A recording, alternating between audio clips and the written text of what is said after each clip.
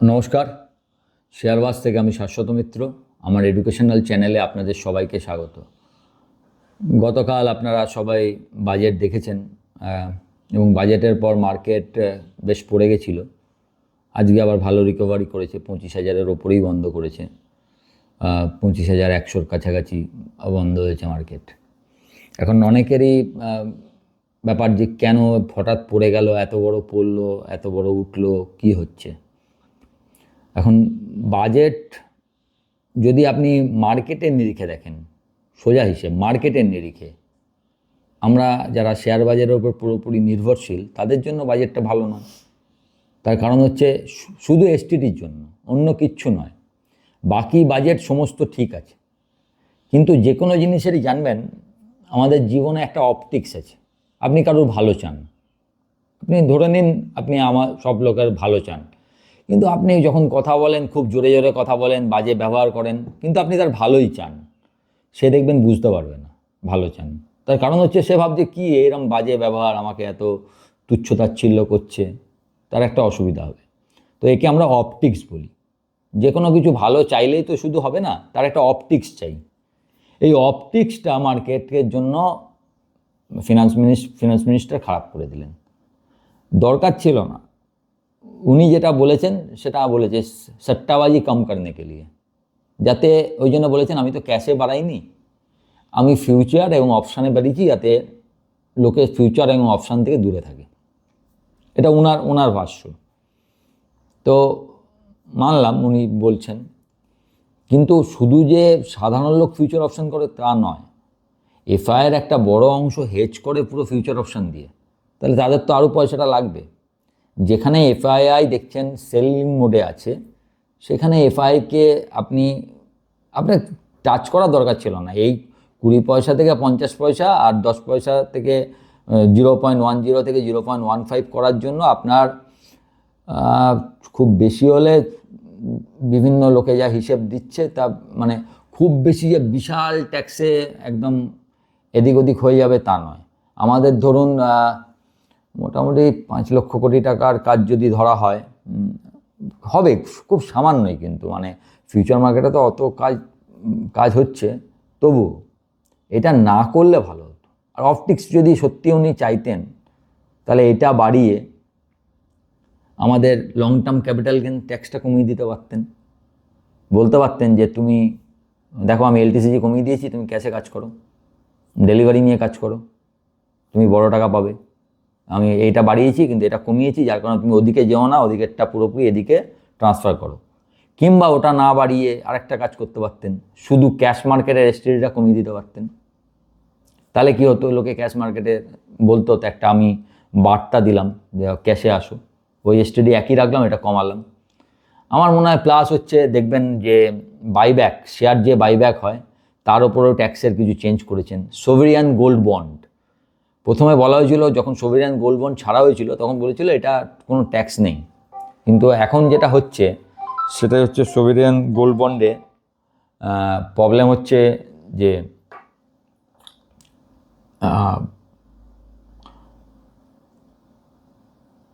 Sovereign gold বন্ডের ওপর যেটা অরিজিনাল কেনা হয়েছিল সেটাতেই শুধুমাত্র ট্যাক্স নেই। আর যদি আপনি অরিজিনালে মানে রিজার্ভ ব্যাঙ্ক থেকে না কিনে থাকেন, মার্কেট থেকে কিনেন বা বেচেন, তাহলে একই ট্যাক্স পড়বে।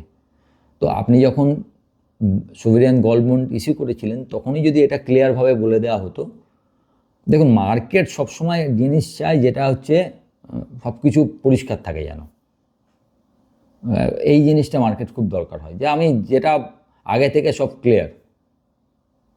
কিন্তু সেই জিনিসটার এই যে এতবার প্রতি বছরে আমাদের ট্যাক্স, এসটিটি না এলটিসিজি না এসটিসিজি, এটা নিয়ে যে একটা টুইঙ্কলিং হচ্ছে না, এটা মার্কেট পছন্দ করে না। আপনি এটা করেছেন, ভালো করেছেন, ঠিক আছে, এটাকে আপনি ফর দ্য টাইম বিং কিছুদিন চালান। প্রতি বছর এটা নিয়ে নাড়াচাড়া, এটা ঠিক নয়। মানে এটা আমরা কে বলবার, আমার যেটুকু মনে হয় অ্যাজ এ মার্কেট পার্সন আমাকে বলতে হবে। Secondly, actually STT and LTCG মিলিয়ে ইটস আ ডবল ট্যাক্সেশন। আপনি ভাবুন, যখন এসটিটি চালু করেছিলেন 2007 সাল সম্ভবত এসটিটি চালু হয়েছিল, সম্ভবত আমার যত মনে হচ্ছে পি চিদম্বরম বলেছিলেন যে আমি এসটিডি চালু করেছি, এলটিসিজি উঠিয়ে দিলাম। কারণ আপনি তো এসটিডি প্রথমেই ট্যাক্স, সিকিউরিটি ট্রানজ্যাকশন ট্যাক্স নিয়ে নিচ্ছেন, তারপরে আবার নিচ্ছেন, যদিও 1,25,000 পর বলছেন বা যাই বলছেন, কিংবা আপনি ওই 1,25,000টা বাড়িয়ে 2 লাখ বা 5 লাখ করতে পারতেন। আপনার যদি সাধারণ ইনভেস্টরদের কিছু বার্তাই দেবার ছিল। তো এইটাই মার্কেটের অপছন্দ হয়েছিল। কিন্তু মার্কেট আরেকটা জিনিসও করেছে, যারা আপনারা অনেক দিন আছেন তারা দেখবেন যে মার্কেট কি করেছে, আপনাকে এই যে নিচে গেছে 25,500 মেরেই এই 24,571 লো করেই দেখবেন আবার 24,800-900, মানে ওই লেভেলটা যে মার্কেটের জন্য স্ট্রং লেভেল, সেটাও মার্কেট দেখিয়েছে 24,500 24,700 লেভেল। সেখান থেকে আজকে আবার মার্কেট 25,100 লেভেল অবধি গেছে। আপনি যদি স্বাভাবিক ভাবেন তাহলে আপ টু 25,300 এটা হচ্ছে একটা বাউন্স ব্যাক মাত্র, শুধুমাত্র বাউন্স ব্যাক। আমি ক্লিয়ার আমার যা বক্তব্যে। যদি মার্কেট 25,350-এর ওপর থাকে এবং আলটিমেটলি 25,800-র ওপর যায়, তবে এটা আপ মুভে হবে, মানে টেকনিক্যালি। এমনিতে কি হবে সেটা অন্য কথা। যে 24,000 যার পয়সা আছে সে বলে আমি নিফটি চালাবো, আমি কালকে 24,700-তেই নিয়েছি বা 600-তে নিয়েছি বা 800-তে নিয়েছি, আজকে তো আমি পয়সা পেয়ে গেছি, সেটা অন্য জিনিস।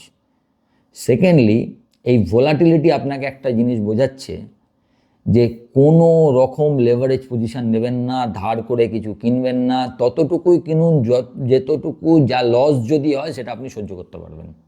এটা হচ্ছে সবথেকে বড় জায়গা। এত ভোলাটিলিটি, এটা ট্রেড করা মুশকিল, খুব মুশকিল। কারণ আজকে সকালেই দেখুন কতবার নিচে গেছে, ওপরে গেছে। সাধারণ ইনভেস্টাররা বারবার একই জায়গার উপরে গেলেই নেওয়া এবং স্টপ লস কেটে গেলে আবার বসে থাকা এবং আবার ওই জায়গার উপরে গিয়ে নেওয়া, এটা কিন্তু নিয়ম। কিন্তু এই নিয়ম আমরা কজন করি, আপনাদেরকে নিজেদেরকে জিজ্ঞেস করতে হবে। ধরুন আমাদের টেকনিক্যালি আসছে 24,850-এর উপরে উঠলে নেব, আর 780 ভেঙে, কথার কথা বলছি, এগুলো কোনো লেভেল বলছি না, 780 নিচে গেলে বেড়ে যাবো। প্রথমবার 850-এ গেল আপনি নিলেন, 780 গেল আপনি কেটে দিলেন, আবার 850 গেল আপনি নিলেন, 780 গেল আপনি কেটে দিলেন। পরের বার যে 850 হলো ব্রেকআউট হয়ে গেল, 25,100 আপনি পেলেন। এটা আমরা কজন করি? করি না তো। ফলে এই যে প্রথম দুবারে আমার স্টপ লস কেটে গেল, থার্ডবার কিন্তু আমি আর করবো না, বা প্রথমবার যে স্টপ লস কেটে গেল পরের বার কিন্তু আমি আর করবো না। সুতরাং এই যে একটা আমাদের অপটিক্স তৈরি হয় যে এত নিচ থেকে উঠলো, আমি পয়সাটা পেলাম না, এটা আমাদের একটা ফোমো সৃষ্টি করে, ফিয়ার অফ মিসিং আউট। আমি মনে হয় এই লাভটা পেলাম না, আজকে কী মার্কেট ছিল, নিফটি এত বাড়লো, এমসিএক্স এত বাড়লো, অমুকে এত হিঞ্জিং এত বাড়লো, আমি কিছু করতে পারলাম না। এই না করতে পারার যে বেদনা, এই বেদনাটা আপনাকে পরের দিন লস করিয়ে দেবে। তখন আপনি ভাববেন যে কালকে করিনি, আজকে আমাকে করতেই হবে। করতে গেলেন, দেখলেন প্রথমেই পয়সা এত ঝাড় খেয়ে, সঙ্গে সঙ্গে আমরা গল্প করি কালকে করলে পয়সা পেতাম, আজকে গেল। কিন্তু মুশকিল হচ্ছে আমরা বুঝতে পারি না যে এইটা করাটা খুব কঠিন। কারণ আপনি যেটা দেখছেন সেটা হয়ে যাবার পর এইবার আপনি চার্টটা খুলুন, এই নিফটি এই ওঠানামাতে কতবার ওপর আর নিচ গেছে, কতবার 60 পয়েন্ট প্লাস আর 60 পয়েন্ট মাইনাস গেছে, সেটা আপনি দেখুন।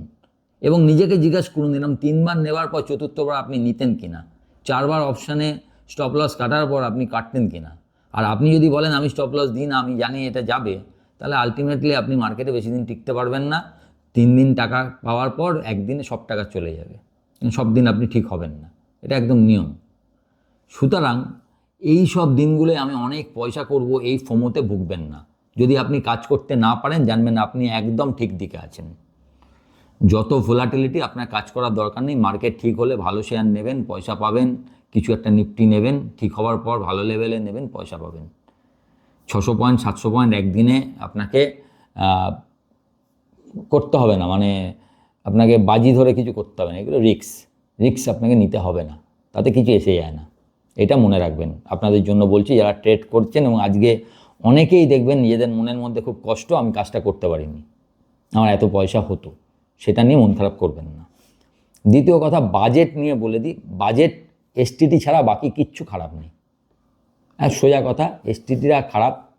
সবচেয়ে বড় এই বাজেটের গুণ যেটা, সেটা হচ্ছে ফিসকাল।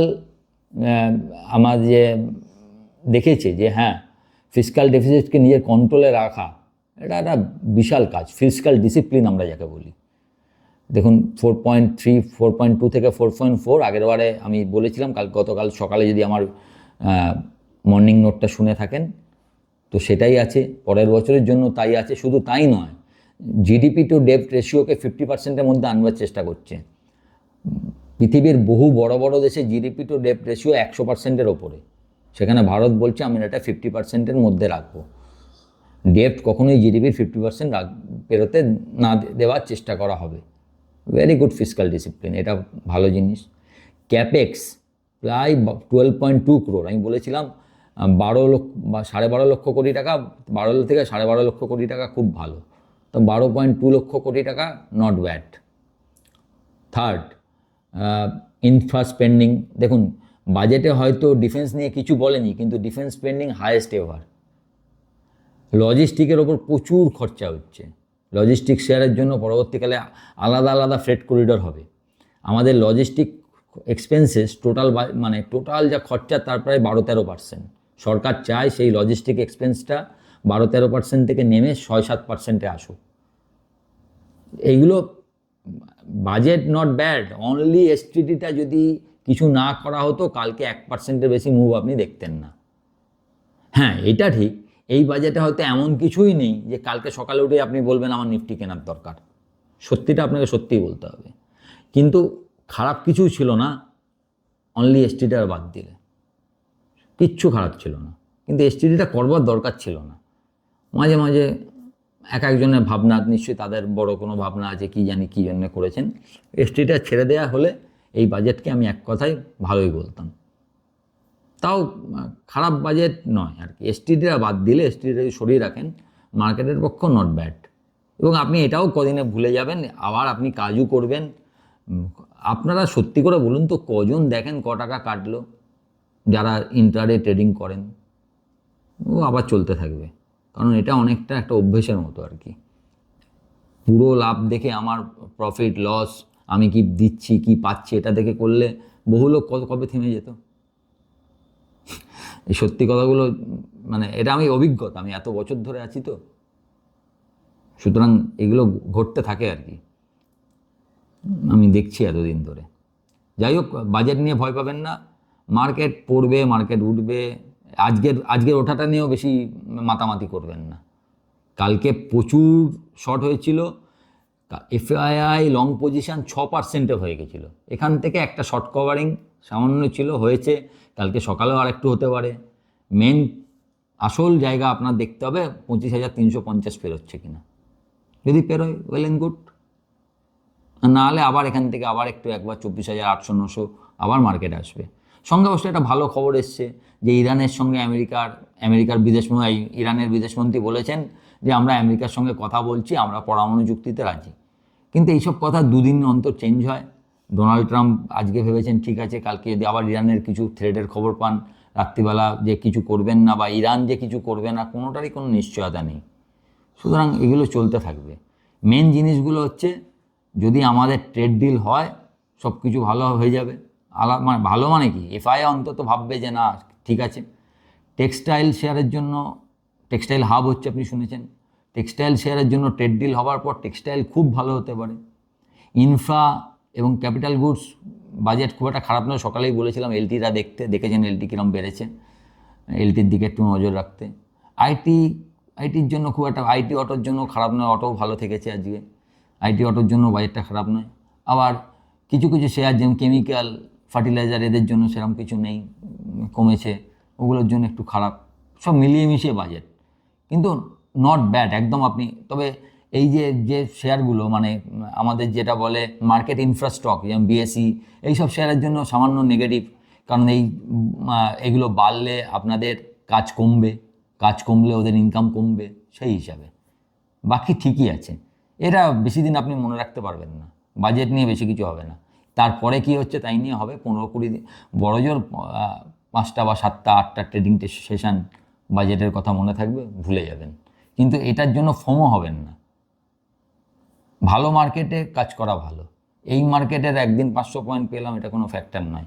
আপনি টানা মার্কেটে পজিটিভ আছেন কিনা সেটা ফ্যাক্টর। একদিন 500 পয়েন্ট পেলেন, আরেকদিন 1000 পয়েন্ট হারিয়ে দিচ্ছেন, এটা কোনো ফ্যাক্টর হতে পারে না। ভালো থাকবেন, আর একটা কথা বলে নিই, এই উইকে আমার ভিডিও দেওয়াতে হয়তো একটু অসুবিধা হবে। আজকের পর আর ভিডিও দিতে পারবো কি না বলতে পারছি না, ব্যক্তিগত কাজে একটু ব্যস্ত থাকবো। কালকে চেষ্টা করবো আর একটা ভিডিও দেওয়ার, তারপরে হয়তো আবার নেক্সট উইকে আপনাদের সঙ্গে দেখা হবে।